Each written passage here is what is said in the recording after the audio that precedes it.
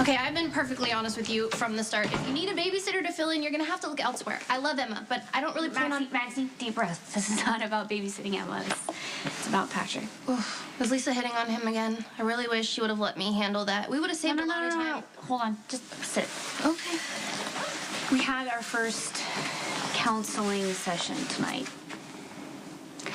And just watching Patrick in that room trying so hard to make everything work, he's willing to do anything. And I think it's going to be a huge effort, and that scares me. What's wrong with working hard for what you want? That makes sense if you're working for someone like Kate Howard or you're in med school.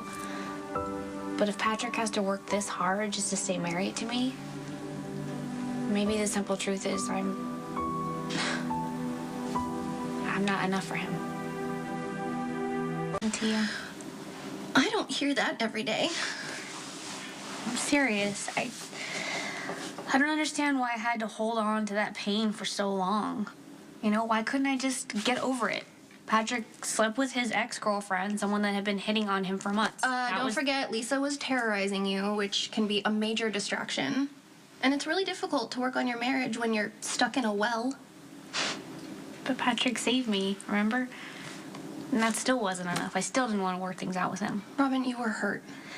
I know, but I didn't have to make it my life's work, you know? But that's what I do. I hold on to everything, and I overanalyze, and I'm defensive, and I have to be right all the time. You usually are right. That's true.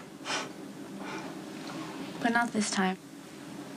I built so many walls around me that it's almost impossible for anyone to get in. But Patrick did. And now I'm punishing him for it. That must have been some counseling session.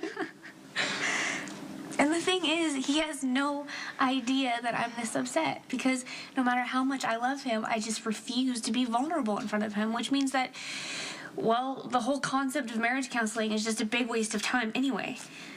You also tend to make broad, sweeping statements that aren't necessarily true. I'm just saying. He was so great in the session. You know, he has no problem admitting that he has done something wrong. He's genuinely sorry, so why couldn't I believe that? Why did it take the death of a little child for me to take him back? I don't really think about it like that. Patrick doesn't dwell on the negative. You know, when something happens, he admits that he's done something wrong, and then he moves on. Well, those are all good things, right? Yeah. It's part of what I love about him. Then I'm sorry. I don't really see what your problem is. Patrick is a way more open person than I am, which leaves him many ways to grow, in ways that I can't. So what if that means that we'll grow apart?